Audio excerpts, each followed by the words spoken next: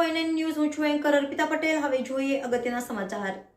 સુરતની આંતરરાષ્ટ્રીય ઉડાન. આદરણીય વડાપ્રધાન શ્રી નરેન્દ્ર મોદીજીના નેતૃત્વવાળી કેન્દ્ર સરકાર દ્વારા સુરત એરપોર્ટને તત્કાળ પ્રભાવથી આંતરરાષ્ટ્રીય એરપોર્ટ જાહેર કરવામાં આવ્યું છે, જે બદલ સૌ સુરતવાસીઓને અભિનંદન અને મોદીજી અને ભારત સરકારનો ખૂબ ખૂબ આભાર.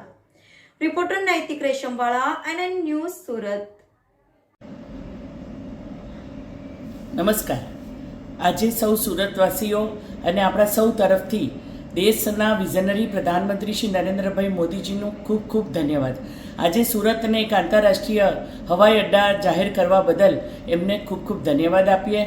અને સુરત એવું શહેર છે કે જે દુનિયાની સૌથી ઝડપથી વિકસતું ધબકતું શહેર છે.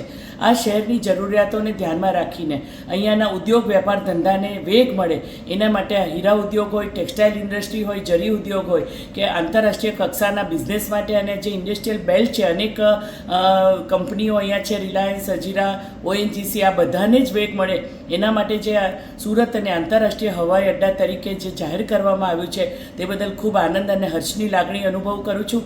અને પ્રધાનમંત્રી શ્રી નરેન્દ્રભાઈ મોદીજીની એમની ટીમનો, એવિએશન મિનિસ્ટ્રીનો સૌનો ખૂબ ખૂબ આભાર માનીએ કે આ જ રીતે 2047ની અંદર જે વિકસિત ભારતની આપણે સંકલ્પ કર્યો છે, આ કર્તવ્યકાળની અંદર જે કહ્યું તે કર્યું અને એની સાથે સાથે આત્મનિર્ભર ભારત બનવા માટે અને ભારતને વિશ્વગુરુ બનવા માટે જે સંકલ્પબદ્ધ છે એને આ નિર્ણયથી ખૂબ આ પ્રક્રિયામાં વેગ મળશે.